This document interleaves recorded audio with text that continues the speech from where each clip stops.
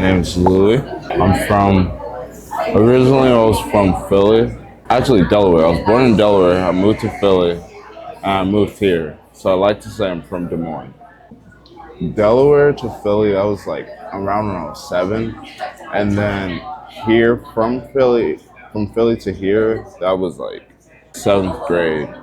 So it was like 6th grade summer going to 7th grade that I came here. Honestly, bro, I was like an inside kid. I used to stay inside all the time. And like I would download like fucking virtual DJ software on like the computer and just sit there and run that for hours, bro. So like I literally was just like a computer kid all the time. Yeah, like I wasn't like making music, I was just sitting there like DJing and like creating mixes, and like that was fun. Like it was almost like a secret because like I didn't tell people I was doing that when I was doing it. Like I'll just go home and do it. Like it wasn't like, oh, I'll go to school and be like, man, I'm DJing. Like I think what inspired it was like high school. After like moving here and then like not really like knowing a group of people and just like linking out with good like friends, we just always like smoke and get rap. You hear those stories like people doing that, but like that like made me take it to the next level. Like, nah, I want to do this for real. It would have to be reggae. I won't say rock, but like I would say like soft rock, you know, not like emo kind of rock, but like classic rock, like reggae for sure. There's like honestly like with my music, I feel like people just think I don't be saying anything.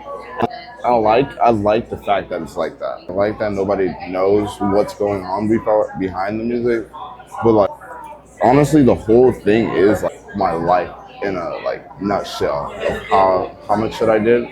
But like a specific event would have to be like this girl I knew. Her name was Mia. Like we all used to hang out with her. And like one day, like you know, like people move on from their lives. But like one day, I just remember my brody texted me and was like, "Bro, did you hear what happened to Mia?" I was like, "What?" I'm like, "She died, bro. She OD'd."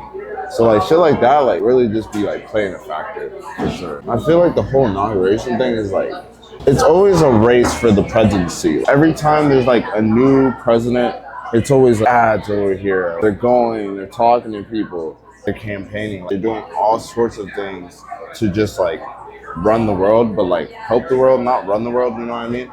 So like within music, I felt like that's like the same concept. All of us trying to like make music and become these artists that people admire and inspire is nothing but like running, doing ads and like seeing what life for what it is, but also trying to tell people like, oh yeah, I can help you in life. But like all I'm doing is making songs. You feel me? So like Inauguration 200 is just like me embidding myself to be like, I'm gonna do better for the people who actually support me, not just because I want to be rich and famous and jumping on the stage. It's really like I'm gonna do this for the people who support me and the people who weren't supporting me and like who thought we wouldn't do it. With that, it's just like storytelling, real world stories, but like also like putting it in a tone for like someone who would never hear something like that can understand it and take it from their perspective. That's so deep. That's so dope. Cause I would never thought anything like that. It really is like a campaign, bro. It really is, bro. Confidence in doing it, like, bro. People would set you back. People would tell you can't do this. Like, you just really need that confidence. And like, I've seen so many people who didn't have confidence but were just good and just didn't do anything with it. So my main thing would be confidence for sure. Like, I'm still gonna do it at the end of the day because like I know deep down, like, yeah. And like my body tells me yeah. It's not like iffy on something. I just know. And it took a while for me to like get to where I'm at to be like, oh yeah, I know. I have that confidence. I can walk around and be like, yeah, I do this. It took a while. And it's only till now where I'm like getting into that role of confidence too, which goes back to the inauguration of 200. Like, you're not gonna be a president the next day type shit. Performed at Iowa City, Ames, Des Moines, surrounding areas. Biggest show, I think, for me, personally, I wouldn't like say like it was like a big show, but the sandwich shop.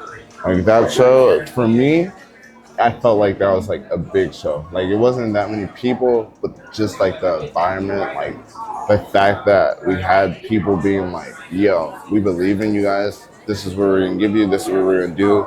It wasn't like we went out there and looked for it. It came to us. That's like the biggest show to me. Like shows that just come to you naturally and people are just like, yeah, we're gonna do this. That's a big show. Yeah, that's so hard. I have a couple. That's the thing. So it's so fucking hard. Okay. Top three. Top three. Okay. It goes House Fallen. We changed the name. Yeah. House Fallen.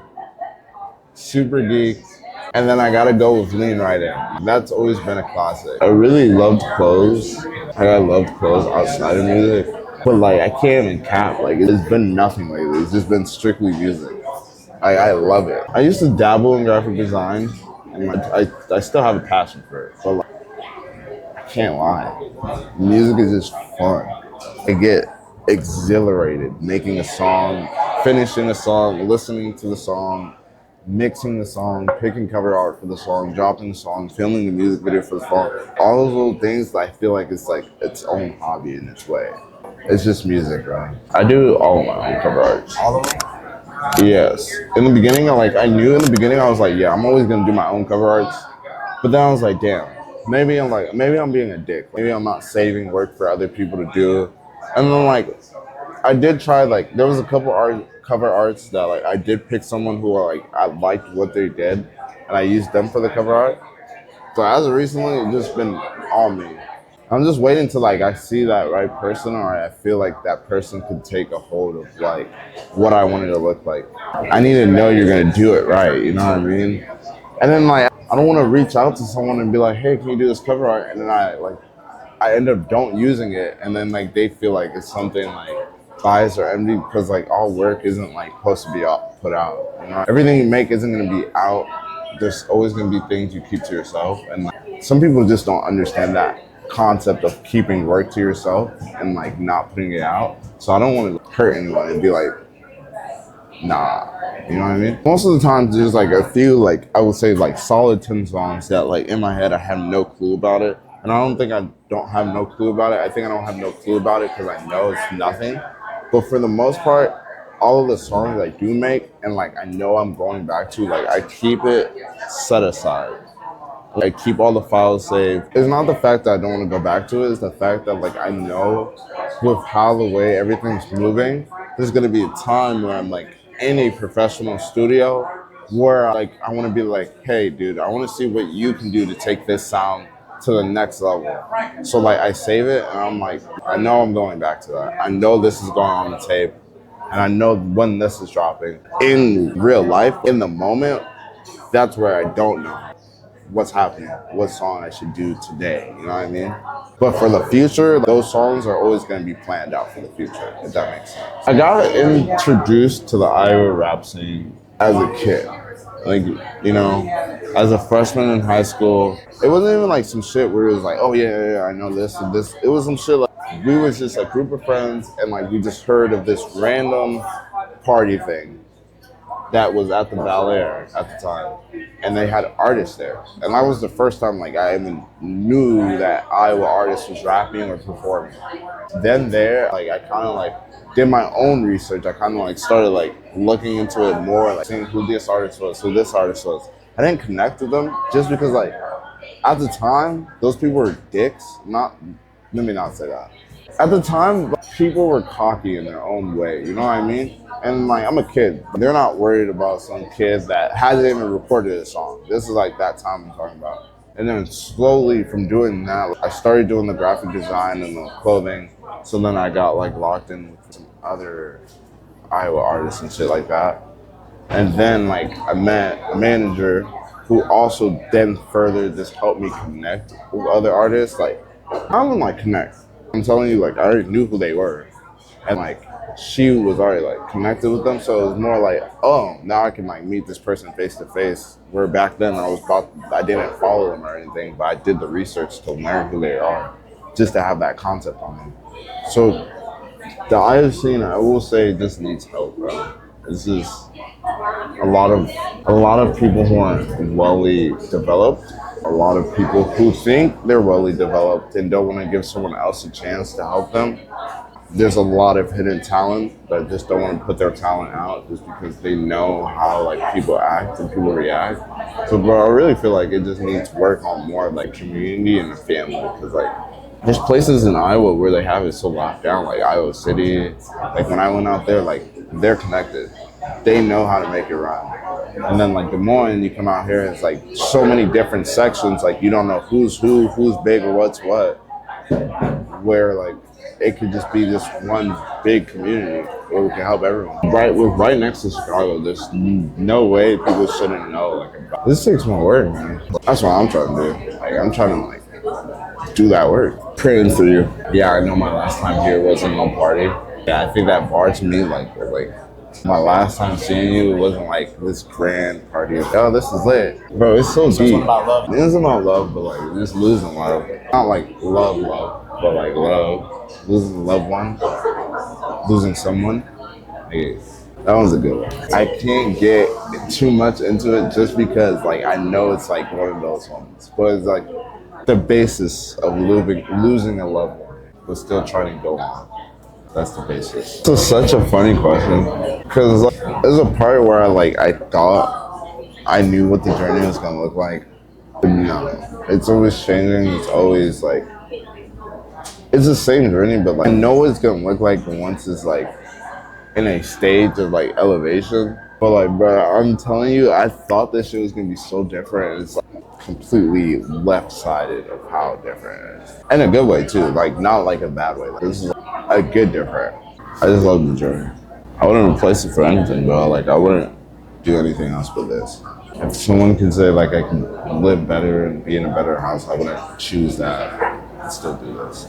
That's how much I love it. You feel me? Zay's my BFF FDs. That's my man's. No homo. I mean, like, Zay is like, the relationship is so different, bro. Cause like, it's really like some like I look at him as a brother, and like, there's not too many people that would be like, oh yeah, that's my brother. Like, Zay like really earned that spot in his own way. Like, he's just like next level genuine. For me to be like, oh yeah, that's my brother. Like, it's pretty deep, but that's how I feel about him. Like, I don't think anything would. I would never let like fame get in the way, because I know a lot of people be like, oh yeah, once you make it, you start losing people, you cut off people, and this and that. Like, bro, I feel like I already went through that stage of like losing who I had to lose, not being with who I had to be, and like now I'm to the point where the people who are by me, like I'm never gonna let something get in the way to fuck with the relationship. Unless you're like, I'm not saying anyone would do that, but unless you're just playing out being a horrible person. But once again, that wouldn't happen because it's that guy. Like, we haven't been through anything traumatic together, but I feel like we've been through traumatic experience separate. That makes it click when we come together, because it's all the same storyline of like trying to prove people that you can make it in music and do it. That's why it's like it's so crazy, because it's like the same storyline but two different perspectives. And once we merge that perspective, then you're getting these songs like that sound like they're just catchy bangers, but like you gotta start like looking a little bit more into those slight lyrics and be like, huh, what happened to these two? And that's what it is, bro. I personally haven't experienced girls that would stop my dream. So I'm just happy for that too. That I have like the right people in my life who are like, keep going, I know what you're doing. You got this. I'm proud of you. Not on those shit like you're just dumb. Like someone's thinking like you're a dumb kid trying to follow the unbelievable dream. Like, people see it, they know it. And like it takes a special mind to think like that, to like know what you're doing and see how far you can get with it. You know what I mean? It's the world. I'm not gonna lie, yeah, you better check on this. Yeah, I'm gonna go check on this real quick. Take a break. Holy, yeah, for sure. Like I never knew about manifestation, bro. No one like, introduced it to me. Like, you feel me? No one ever was like, yeah, bro, you can think about what you can do it. Like, I had to find that shit out on my own, which like I'm kind of sad I did have to, because like if I didn't, like I wouldn't be where I was at, bro. Like, granted, like I feel like everyone has to figure out manifestation on their own, because some people just don't understand what it is and just think like, oh, if I think I can get a car tomorrow, I can get a car tomorrow. And like that is what it is. Like if you think you can get a car tomorrow, you can get a car tomorrow. But like a little bit deeper than that and actually taking the steps to do it, bro. Because I think once I realized I knew manifestation was like, actually real, it was like when like I didn't have a car. I was like asking for rides to work all the time, and like woke up the next morning and was like, yeah, I'm gonna figure out how the fuck to get a car. And that's why 320 AIX, like songs like that hits, because that's a song talking about how I wanted this like nice dream car and I got it. And then like it's crazy because like the easier you get something, the quickest you can lose it. So like you gotta understand the value of something and actually work for it, not just try to take a fast route. For manifestation, if you don't know about it, I just gotta say you gotta figure it out yourself, because like nobody taught me how to do it. Thank you so much. Sorry, we could not find you. Sorry about that. What you got in the drink? What's the meal break? Chicken Popeye. Pink energy drink. It's like a funny piece of advice, but it's so true. He was like, nobody wants to see a broke guy on the internet because you're just a bum. And like, he said that, and I was like, yeah, bro, that's true.